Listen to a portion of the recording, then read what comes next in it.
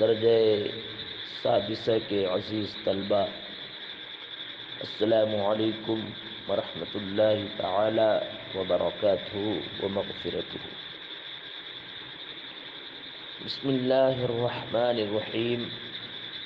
وَلَقَدْ أَحْسَنَ أَبُو مُحَمَّدٍ عبد اللہ الشقراطسی حیث قال اول البسیطی ضاءت لمولده الآفاق واتصلت بشر الهواتف في الاشراق والطفل وسرح كسرى تداعى من قواعده وانقض منكسر الأرجاء ذا ميلي ونار فارس لم توقد وما خمدت مذ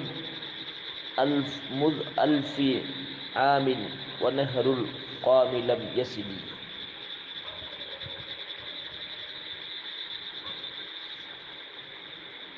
تو یہ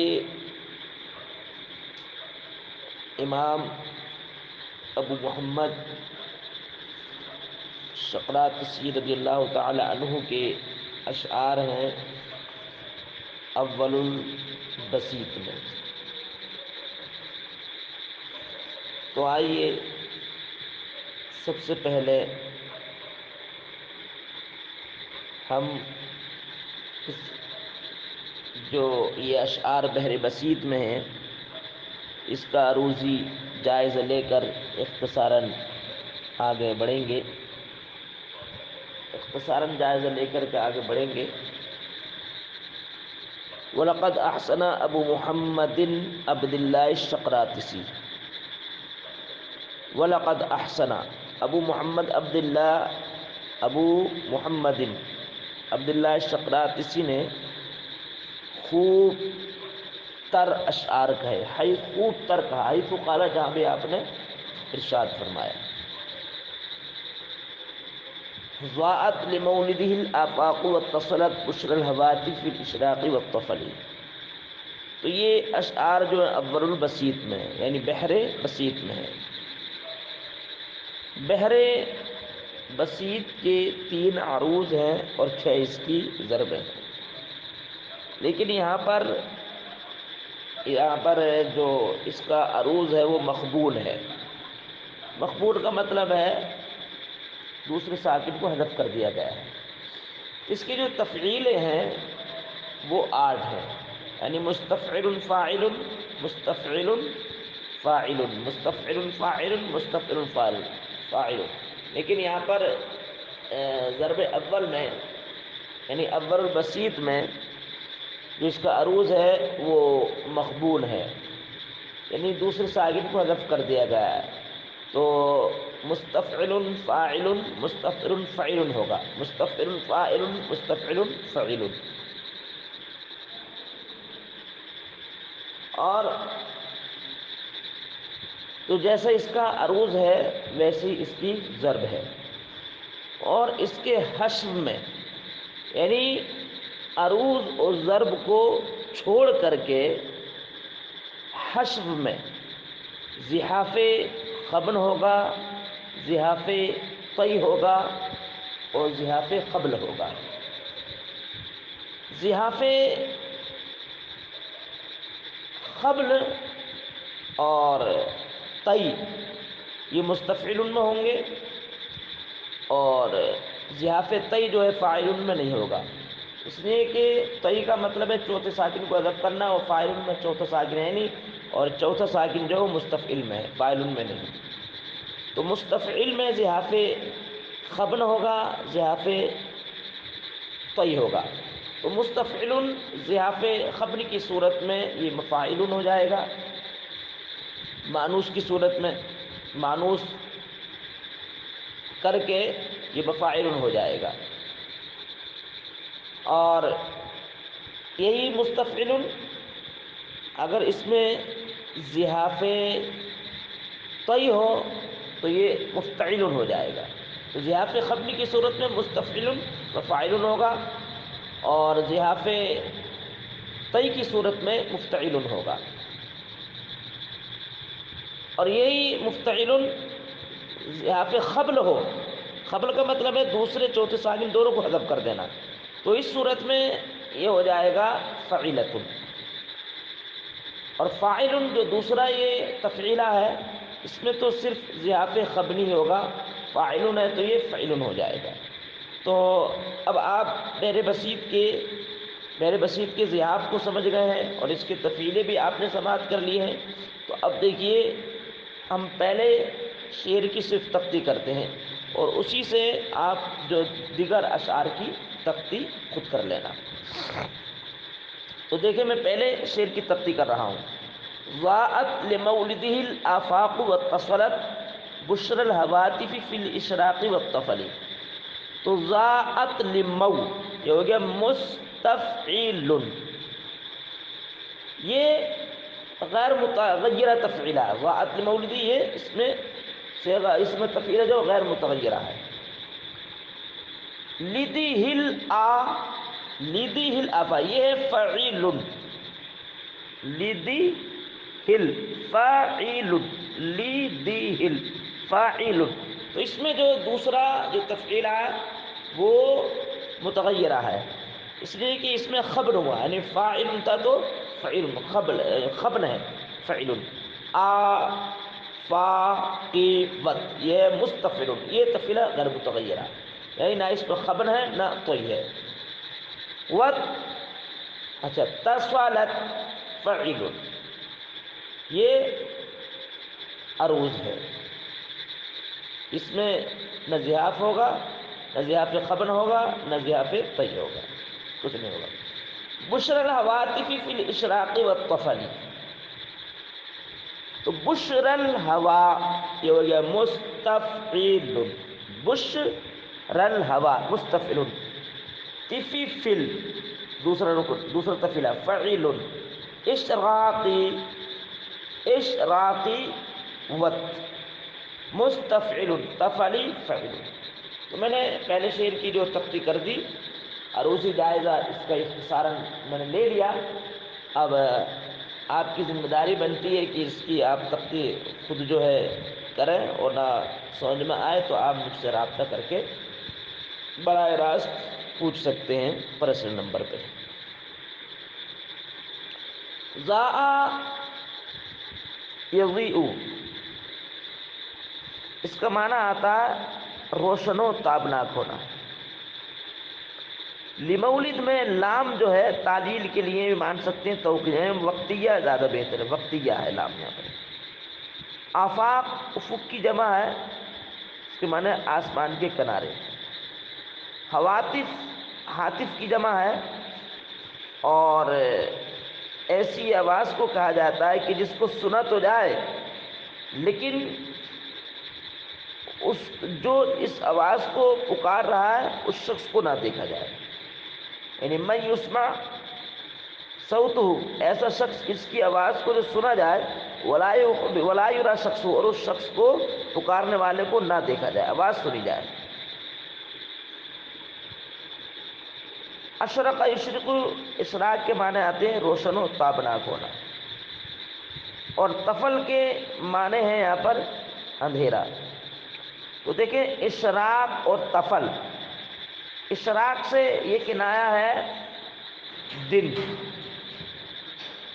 اور طفل سے کنارہ ہے رات. تو شب و روز اس سے مراد دیے، دن و رات مراد ہیں، اور دونوں میں طباق ایجاب ہے. اور آفاق ضاءت ان دونوں میں مراد النذیر ہے.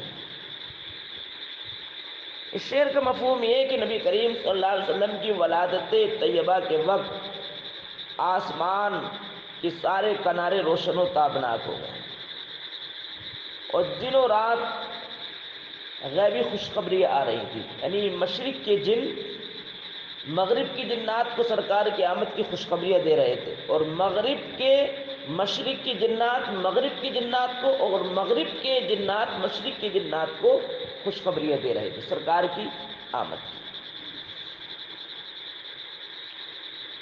تو لام جو اس میں وقتیہ ہے. اب دیکھیں ضاءت لمولدہ الآفاق، آفاق ذات کا فاعل ہے، اور لام جو اس میں وقتیہ اور ظرف لغو میں ذات کی، اور واتصلت اس کا عطف ہے ذات پر، اور اتصلت کا فاعل جو ہے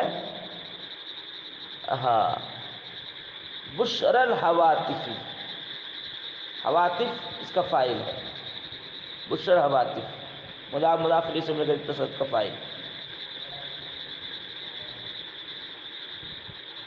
اور اشراق ماتو معطوف علیہ ظرف لغو بنے گا اتصلت سے، اتصلت کا ظرف لغو.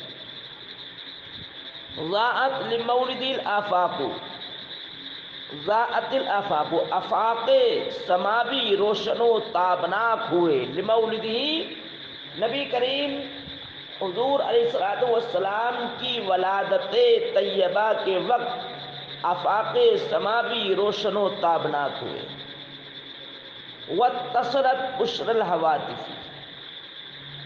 اور غیبی خوشخبریاں مسلسل و پہم آئیں، اور غیبی خوشخبریاں سرکار کی آمد کی غائبانہ خوشخبریاں مسلسل و پہم آئیں شب و روز، دن و رات. وَسَرْحُ كِسْرَى تَدَاعَى مِنْ قَوَاعِدِهِ وَانْقَوَّى مُنْكَسِرَ الْأَرْجَاءِ ذَا مَيَالٍ. سرح کی جمع سروح، اس کا معنی آتے قلعہ. کسرا کی جمع اکاسرت، اکاسرت، اور یہ شہنشاہ ایران کا نام ہے کسرا.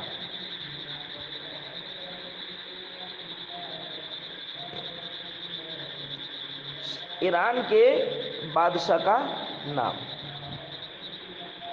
تداعا یا تداعا باب تفاعل سے منہدم ہونا. انقض انقضو یہ باب انفعال سے تصدع یا تصدع کے معنی میں ٹوٹنا. انکسرا ینکسرو اس کا معنی بھی انقض انقضو پھٹنا، اور انکسر انکسر ٹوٹنا. ارجائی اس کی جو منقصر یہ حال ہے انقض کی ضمیر سے، اور اضافت لفظیہ اس میں. ارجا رجاء کی جمع ہے، اس کا معنی آتا ہے کنارہ. مالا یمیل میلن جھکنا. تداعا معنی گرنا. اس کا شعر کا مفہوم یہ ہے کہ حضور، مفہوم سمجھا دوں پہلے، حضور علیہ الصلوۃ والسلام کی ولادت طیبہ کے وقت، حضور علیہ الصلوۃ والسلام کی ولادت طیبہ کے وقت شہنشاہ ایران کا قلعہ جو اس دور میں بہت ہی معروف و مشہور قلعہ ہے، ابھی بھی موجود ہے. کسرا کا قلعہ ابھی موجود ہے. تو یہ شہنشاہ ایران کا قلعہ دنیا کا معروف و مشہور قلعہ تھا. 90 سال اس کی تعمیر میں لگے. تو جب نبی کریم صلی اللہ علیہ وسلم کی ولادت طیبہ ہوئی، جب آپ کی آمد ہوئی، تو اس قلعے کے اندر ایک ایسا زلزلہ آیا کہ اس کے 22 کنگورے تھے، 14 کنگورے اس کے گر گئے. اس طریقے سے اس قلعے میں زلزلہ آیا. تو صنعت تلمی کے طور پر اسی کی طرف اشارہ ہے. صنعت تلمی ہے اس میں. وَسَرْحُ كِسْرَى تَدَاعَى مِنْ قَوَائِدِ، اور شہنشاہ ایران کا قلعہ مع بنیاد کے منہدم ہوا. وَانْقَضَّى مُنْكَسِرَ الْأَرْجَاءِ ذَا مَيْلٍ، اور شکستہ ہوا، وَانْقَضَّى اور گرا، جھکتے ہوئے شکستہ گوشوں والا ہو. وَانْقَضَّى اور گرا، جھکتا ہوا شکستہ گوشوں والا ہوتا، یعنی چاروں طرف سے ٹوٹ کر کے گرا. وَنَارُ فَارِسٍ لَمْ تُوقَدْ وَمَا خَمِدَتْ مُذْ أَلْفِ عَامٍ، أَلْفِ عَامٍ وَنَهْرُ الْقَوْمِ لَمْ يَسِلِ. اس شعر کا مفہوم پہلے میں بتلا دوں ہر لغات سے پہلے. اس شعر کا مفہوم یہ کہ ایرانی مجوسیوں کا ایک آتش کدہ تھا جو ہزارہ سال سے جل رہا تھا. ایرانی مجوسی روزانہ اس میں آگ جو ہے لکڑیاں ڈالا کرتے تو یہ 1000 سے جل رہا تھا. اور یہ ایران کی زمین پر مجوسیوں کا بہت بڑا آتش کدہ، یہ آتش کدہ بشکل عبادت خانہ تھا. یہ آتش کدہ ایرانی مجوسیوں کا بہت بڑا عبادت خانہ تھا جس کی ایرانی مجوسی پرستش کیا کرتے تھے، اور 1000 سے یہ جل رہا تھا، کبھی نہیں بجھا تھا. لیکن نبی کریم صلی اللہ علیہ وسلم کی تشریف آوری ہوئی تو آپ کی آمد کے وقت یہ آتش کدہ ایرانی مجوسیوں کا سرد پڑ گیا، بجھ گیا، جو 1000 سال سے نہیں بجھا تھا، لیکن آج سرکار کی آمد کے وقت یہ آتش کدہ ایرانیوں کا بجھ گیا. تو اسی واقعے کی طرف یہاں پر اشارہ صنعت تلمی ہے اس میں.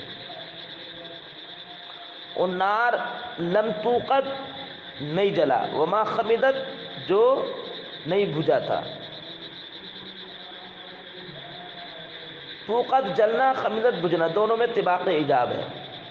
اور نار، توقد، خمدت، ان تینوں میں مراد النذیر ہے. اور پہلے مصرے میں ایرانی مجوسیوں کی آتش کدہ کا ذکر ہے، اور دوسرے مصرے میں بھی صنعت تلمی ہے، نہر ساوا مراد ہے. دوسرے مصرے میں نہر ساوا مراد ہے. اور یہ نہر ساوا یہ ایک جھیل کی شکل میں تھا ایرانی مجوسیوں کا. اتنی خوبصورت جھیل تھی کہ اس کے ارد گرد خوبصورت عمارتیں بنی ہوئی تھیں، اور مجوسیوں کے گرجا گھر بنے ہوئے تھے، عبادت خانے بنے ہوئے تھے. دور دراز سے لوگ اس جھیل پر پکنک کے لیے، سیر و تفریح کے لیے آیا کرتے تھے، اور اس کے پانی کو بطور تبرک اپنے گھروں کو لے جایا کرتے تھے. یعنی اس کے پانی کو بہت متبرک، بابرکت سمجھا کرتے تھے.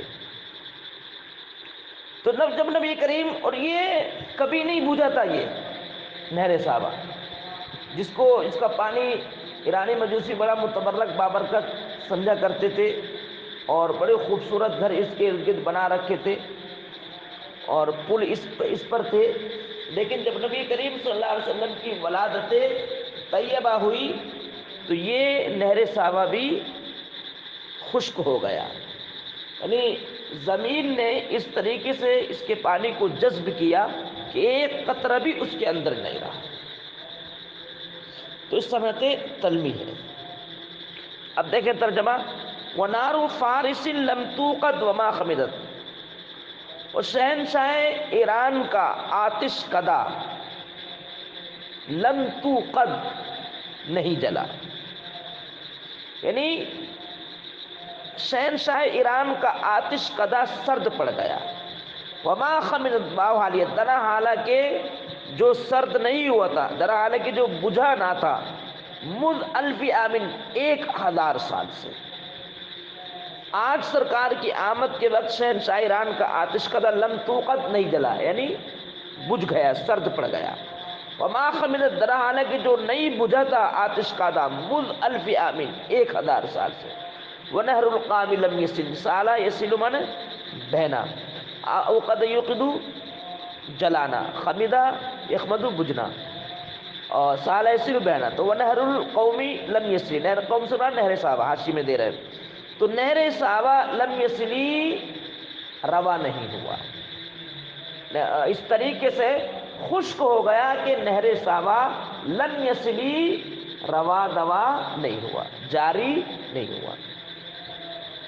خرت لمبعث الاوثان وانبعثت ثواقب الشهب ترمي الجن بالشعل. اب دیکھیں خرہ یخر، یہ ضربہ یضرب سے ہے، اس کا معنی آتا ہے سقط، اس کو گرنا. انقبہ الارض کے معنی میں یعنی منہ کے بل گرنا. انبعث اسرا، اسری کے معنی میں یعنی برق رفتاری سے. اور ترمی جو یہ ثواقب سے، یہ حال ہے ثواقب الشهب سے. سواقب صبح بولتے ہیں آگ کے گولوں کو بولتے ہیں، اس کو اردو بولتے ہیں ٹوٹے ہوئے ستارے۔ تو شہاب کی جمع آتی ہے، شہاب کی جمع شہب، ثواقب ثاقب کی جمع جس کے معنی آتے ہیں ستارے کے معنی میں ہے، اور شہاب کے معنی آتے ہیں آگ کا گولا۔ تو یہاں پر صفت کی اضافت موصوف کی طرف، یعنی الشہب الثواقب،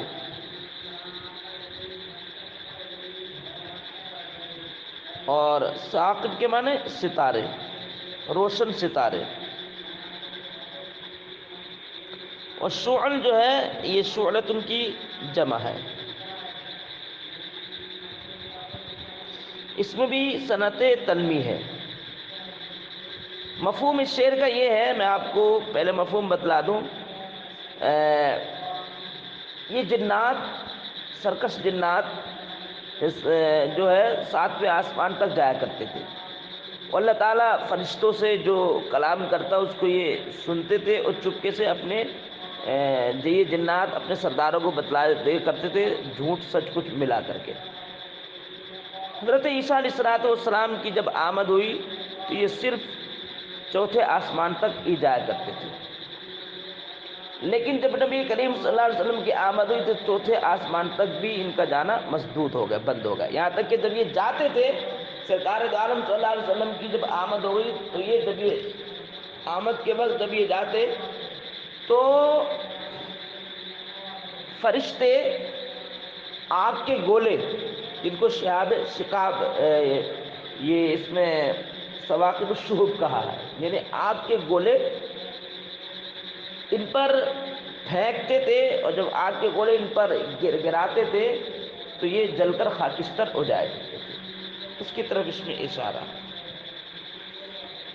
اور بت جو اوندھے منہ گرے، سرکار دو عالم صلی اللہ علیہ وسلم کی ولادت طیبہ کے وقت، خرت لمبعث الاوثان، بت اوندھے منہ گرے سرکار کی ولادت طیبہ کے وقت، لامیہ وقتیہ ہے، خرت لمبعث الاوثان، اور بت اوندھے منہ گرے لمبعث سرکار کی بعثت کے وقت، وانبعثت ثواقب الشہب، اور برق رفتاری سے آگ کے، وانبعثت ثواقب الشہب ترمی الجن بالشعل،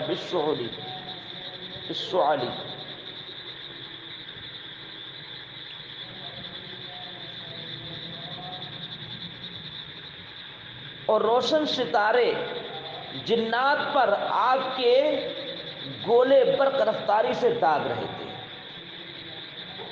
انبساط کا فاعل ثواقب الشہب، اور آگ کے گولے برق رفتاری سے جنات پر پھینک رہے تھے، آگ کے جنات پر پھینک رہے تھے، بالشعل، آگ کے گولے۔